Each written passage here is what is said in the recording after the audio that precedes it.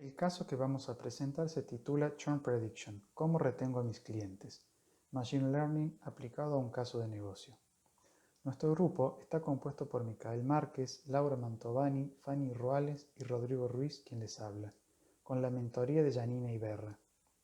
Los datos a analizar corresponden a los registros de cada una de las interacciones de los usuarios de Sparkify, una plataforma de streaming de música. El objetivo es predecir a aquellos clientes que cancelarán la suscripción y poder con ello implementar una estrategia de marketing para retenerlos con anticipación a su posible abandono del servicio. Los datos crudos estaban en formato JSON, por lo que los pasamos a un data frame de pandas para facilitar las operaciones y análisis. Contamos con 543.700 registros que corresponden a la actividad de 448 usuarios de la aplicación. Estos registros pertenecen al periodo comprendido entre octubre y noviembre de 2018. Las 18 variables del conjunto de datos se pueden agrupar en tres categorías: información a nivel de usuario, su ID, nombre, sexo, ubicación, fecha de registro, navegador, nivel de cuenta, entre otras. Información específica del uso de la plataforma, que muestran cómo interactúa un usuario concreto con el servicio, e información a nivel de la canción. Y la variable target, como la variable objetivo no estaba indicada, la calculamos a partir de los datos. Para esto definimos la categoría de churn equivalente a cuando un usuario realizó la acción cancellation confirmation, es decir, canceló el servicio. Si bien esta definición suele venir dada por el dueño de los datos, en este caso no estaba y fue el enfoque que adoptamos.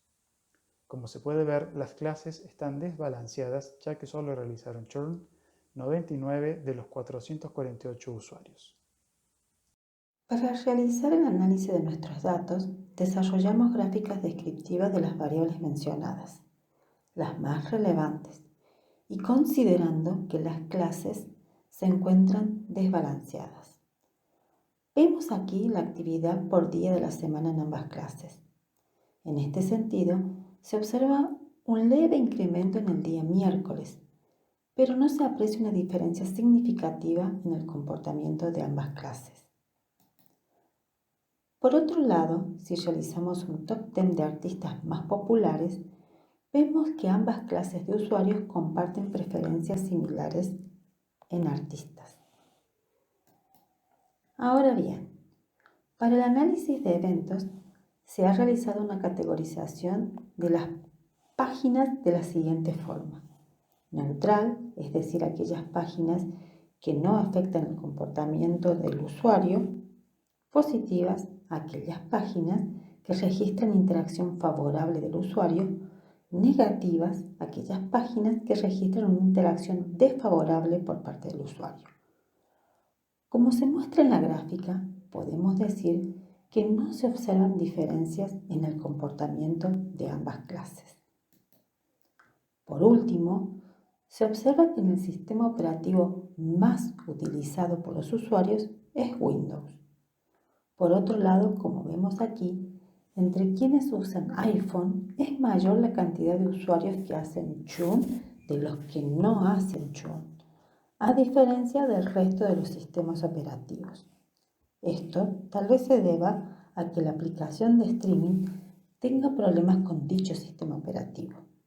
Ante todo lo expuesto, hemos concluido que se debe realizar un análisis de transformación de datos a los fines de poder encontrar más variables que nos permitan descubrir los motivos por los cuales los clientes hacen churn cancellation. Para evaluar la necesidad de limpieza del dataset, el siguiente gráfico muestra los valores faltantes. Como se explicó antes, el dataset original cuenta con datos de 448 usuarios y un total de 15.700 registros no tienen User ID. Como la problemática en cuestión requiere analizar comportamientos por usuario, no nos queda otra que descartar los registros que no tengan User ID. Además, las 6 columnas que se resaltan a la derecha tienen también datos nulos porque son referidas al usuario: nombre, apellido, fecha de registro, género, etc. Finalmente, las últimas 3 columnas del dataset tienen datos nulos cuando se trata de interacciones con pantallas no asociadas a una canción. Es decir, que está bien que esos datos no estén, o sea que no habría que quitarlos.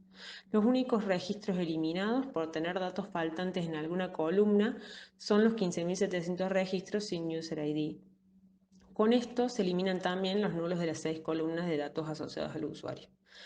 En total, estos registros que se eliminan representan menos del 3% del total de filas del dataset. En cuanto a los valores extremos, la variable length, que se refiere a la duración de las canciones, es la única que muestra valores que podrían considerarse outliers. En la tabla se puede ver que hay registros de duración menor a 1 segundo y registros de hasta 3.000 segundos de duración, o en minutos, 50 minutos de duración. El promedio es de 250 segundos o 4 minutos aproximadamente.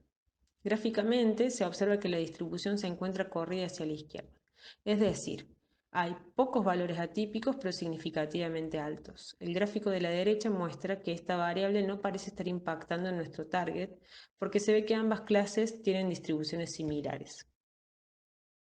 Si se eliminaran algunos datos en los extremos superior e inferior de la distribución, podríamos ver que mínimo y máximo cambian significativamente y que dejamos 17.000 registros por fuera del análisis.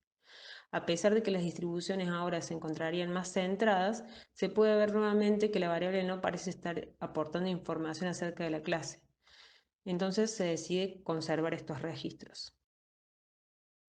Estas son las 18 columnas que tenía el dataset originalmente. La primera transformación que se hizo fue sobre la variable timestamp, que se convirtió en fecha, hora, día de la semana, etc., para poder visualizar los registros en un rango de tiempo.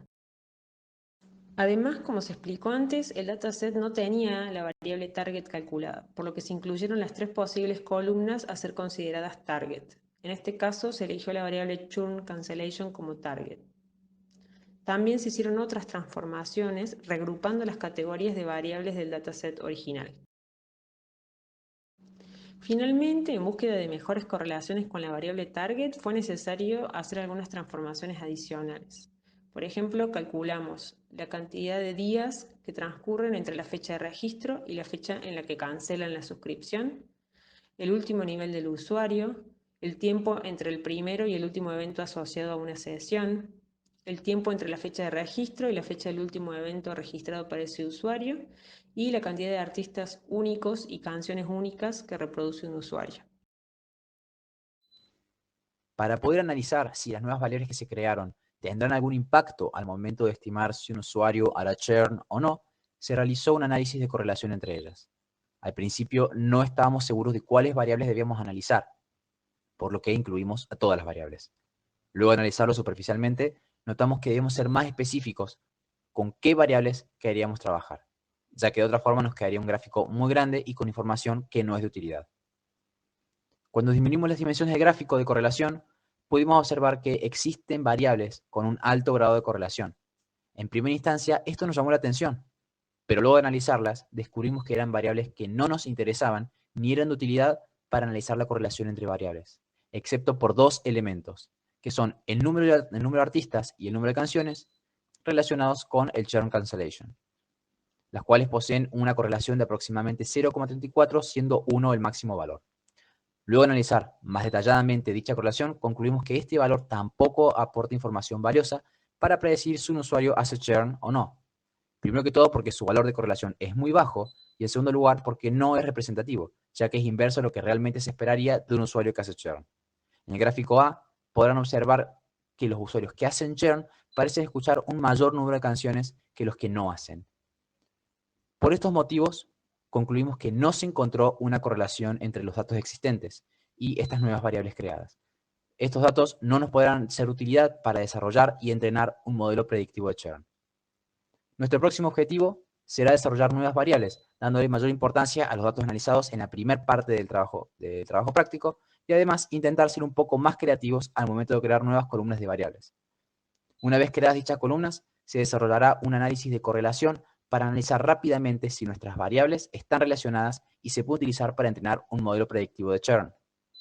Por último, en caso de que dichas variables estén relacionadas y se pueden utilizar para predecir el churn, se entrenará un modelo predictivo usando esas variables.